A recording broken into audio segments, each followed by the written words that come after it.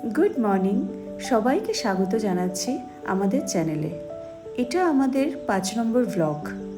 এর আগের ভিডিওতে সবাই দেখেছেন যে আমাদের কিছু দৈনন্দিন জীবনের কিছু ঘটনাও আমরা তুলে ধরছি ব্লগের মাধ্যমে। কিন্তু এই ঘোরার ভিডিওগুলো আসছে, সেটা হচ্ছে এপ্রিলের মাঝামাঝি আমরা যখন উত্তরাখণ্ড গেছিলাম সেই সময়ের স্মৃতিগুলোকেই তুলে ধরছি ভিডিওর মাধ্যমে। হার্শিল ভ্যালি, আমরা আগের দিন বিকেলবেলায় হার্শিল ভ্যালিতে এসে পৌঁছেছি। ঋষিকেশ থেকে হার্শিলের যাত্রার ভিডিও আমরা এর আগেই দিয়েছি। হার্শিল ভ্যালি নামটার সাথে কতজন মানুষ পরিচিত আছে এখন আমি ঠিক জানি না, কিন্তু মনে হচ্ছে ধীরে ধীরে আস্তে আস্তে মানুষ পরিচিত হয়ে উঠছে। আমরাও খুব বেশি দিন হয়নি এই জায়গার সম্বন্ধে জেনেছি। হার্শিল হচ্ছে একটা উত্তরাখণ্ডের ছোট্ট গ্রাম।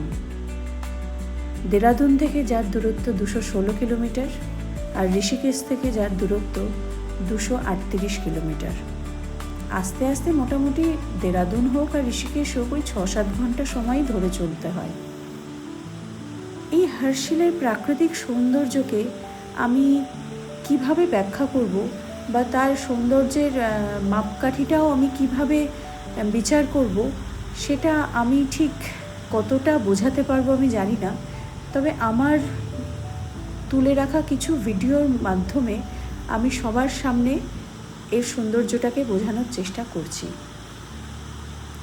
প্রচণ্ড ঠান্ডা এখানে, রাত্রিবেলা মাইনাসের কাছাকাছি চলে যাচ্ছে। আমরা যখন ঋষিকেশ থেকে রওনা দিয়েছিলাম আমরা ভাবিনি এতটা ঠান্ডা পাবো। ঠান্ডা হবে, অবশ্যই ঠান্ডা হবে, গঙ্গোত্রীর কাছে এই জায়গাটা, অবশ্যই ঠান্ডা হবে, কিন্তু এতটা পাবো এই সময় এটা আমরা ভাবিনি। তবে সকাল থেকেই আকাশটা একটু মেঘাচ্ছন্ন, বৃষ্টি এখনো শুরু হয়নি, কিন্তু একটু মেঘ হয়ে রয়েছে। আমরা সকালবেলা উঠে গেছি ঘুম থেকে, খুব সকালেই উঠেছি, কিন্তু বাবান যেহেতু ঘুমোচ্ছিল আমি আর বেরোতে পারিনি, তাই আমি বাবানের কাছেই ছিলাম। রাজস্বী একটু হাঁটতে বেরিয়েছিল। এই জায়গায় গাড়ির থেকে পায়ে হেঁটে ঘুরতেই ভালো লাগবে। ছোট্ট জায়গা, পায়ে হেঁটে ঘুরতে কোনো কষ্টই হবে না। আমি এর আগের ভিডিওতে বলেছিলাম যে হার্শিলে কিভাবে আপেল চাষের প্রচলন এসেছিল সেটার ব্যাপারে আমি জানাবো। হার্শিল তার আপেল উৎপাদনের জন্য বিখ্যাত। স্থানীয় লোককথা অনুসারে এক ব্রিটিশ ফ্রেডরিক উইলসন এই জায়গায় আপেলের প্রচলন শুরু করেন। এরকম শোনা গেছে উইলসন এখানে এসে হার্শিলের সৌন্দর্যের প্রেমে পড়ে গিয়েছিল এবং স্থানীয় এক মেয়েরও প্রেমে পড়ে গিয়েছিলেন। পরবর্তীকালে তিনি সেই মেয়েকে বিয়ে করেন এবং এই গ্রামেই নিজের বাড়ি তৈরি করে নিজের জীবনযাপন শুরু করেন। তিনিই হার্শিলের সর্বপ্রথম আপেলের চাষের প্রচলন শুরু করেন এবং এই হার্শিলের অর্থনীতিকে বদলে দেন।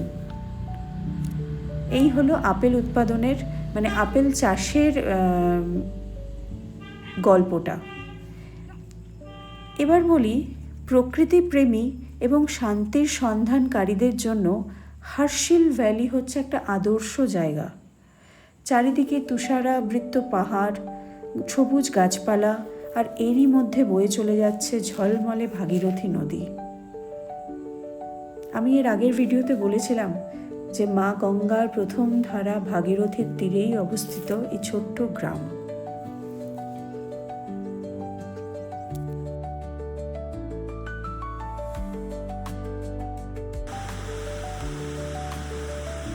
হার্শিল ভ্যালি থেকে গঙ্গোত্রীর দূরত্ব 26 কিলোমিটার। সময় লাগে 1 ঘন্টা মতো। সেখানে আমরা আগামীকাল যাব। এই সেই ভাগীরথী নদী, যার পবিত্রতা, যার স্বচ্ছতা যে কোনো মানুষকে মুগ্ধ করে দেবে। এই নদীর পাড়ে বসে ঘন্টার পর ঘন্টা সময় কাটিয়ে দেওয়া যায়।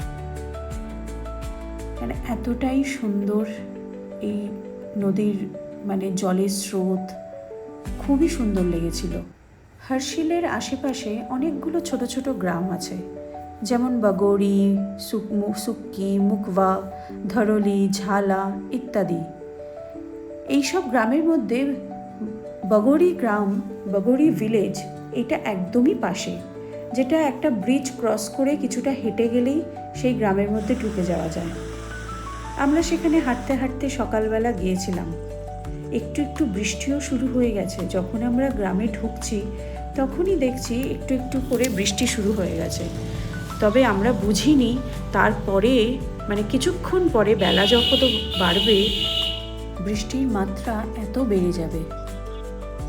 এই গ্রামে যখন আমরা পায়ে হেঁটে ঘুরছিলাম খুব ভালো লাগছিল। এখানকার মানে গ্রাম হলেও খুবই ছোট্ট জায়গা, মানুষজনের বসবাসও অনেক কম। এখানকার মানুষদের যেমন আপেলের চাষ একটা প্রধান জীবিকা, আরেকটা জীবিকা হলো উলের জিনিস বিক্রি করা, নিজেদের হাতে তৈরি করে উলের জিনিস বিক্রি করা। এই গ্রামের বাড়িগুলোর নিচে ছোট ছোট দোকান, সেই দোকানেই তারা নিজেরাই বসে হাতে বোনা কিছু উলের জিনিস বিক্রি করছে। সেখানে কিছু ঘর সাজানোর জিনিস, উলের জিনিস বা ফ্রিজ ম্যাগনেট, এইসব কিছুই পাওয়া যাচ্ছে। আমিও কিনলাম ফ্রিজ ম্যাগনেট, কিছু উলের জিনিস আমিও নিয়ে নিলাম। আরেকটা কথা বলে রাখি, এই গ্রামে অনেকগুলো হোমস্টে আছে। এই গ্রাম কেন, আমি তো এই একটা গ্রামে শুধু হেঁটে ঘুরেছি তাই জানি। আমার মনে হয় আরও যেসব গ্রামগুলো রয়েছে আশেপাশে সেখানেও মনে হয় হোমস্টে থাকবে।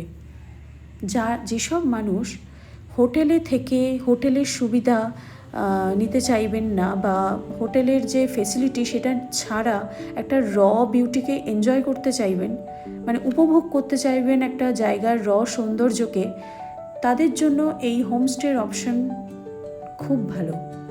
কিন্তু তার আরেকটা দিকও আমি বলে দিই, আমি যেটুকু কথা বলে জেনেছি সেটা হচ্ছে এই হোমস্টেতে গিজার বা হিটারের ব্যবস্থা কিন্তু সেইভাবে নেই।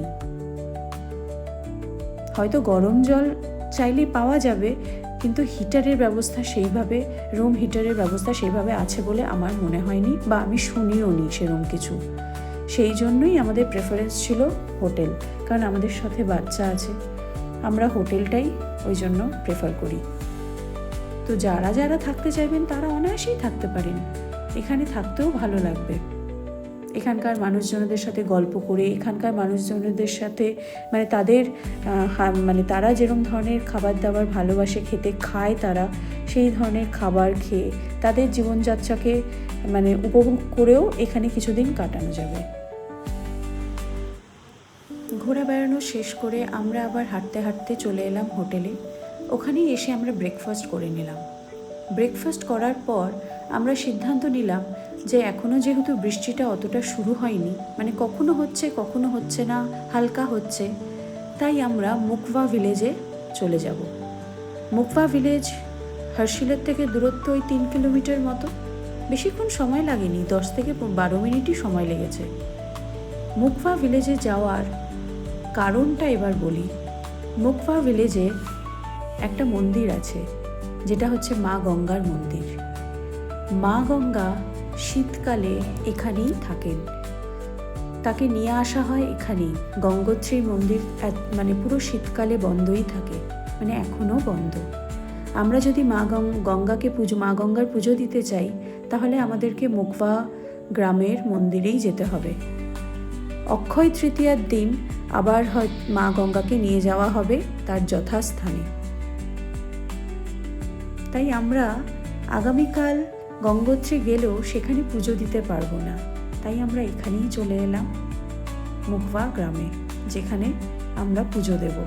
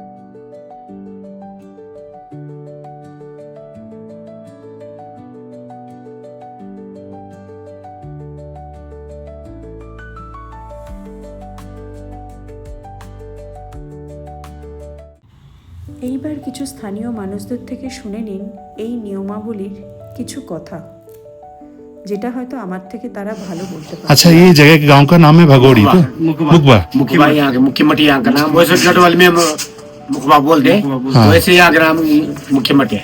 मुख्य मटिया। हाँ जी, जो गंगा जी की जो डोली है, हाँ। ये 6 महीने होती पूजा, 6 महीने की गंगोत्री, और अच्छा। फिर यहाँ से 23 तारीख गंगा जी यहाँ से जाएगी। एक रात विश्राम भैरव घाटी मंदिर है, भैरव बाबा, अच्छा, भैरव घाटी बोलते वहाँ के लिए। कहाँ पे ये? यहाँ से कितने किलोमीटर बोले आ जाएगा? 15 किलोमीटर मान के चलो।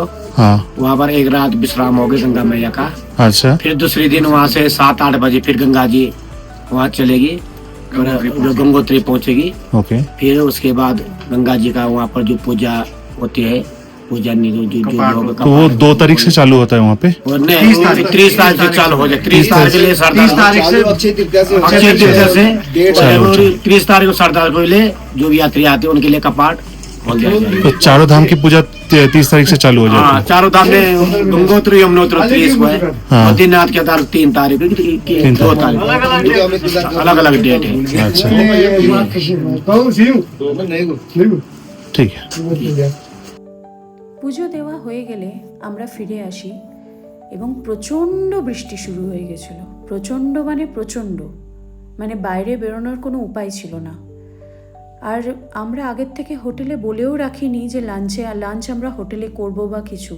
আমরা ভেবেছিলাম বাইরে অন্য কোনো রেস্টুরেন্ট ট্রাই করব বা কোনো লোকাল ফুড ট্রাই করব, কিন্তু সেসব কিছুই করা গেল না।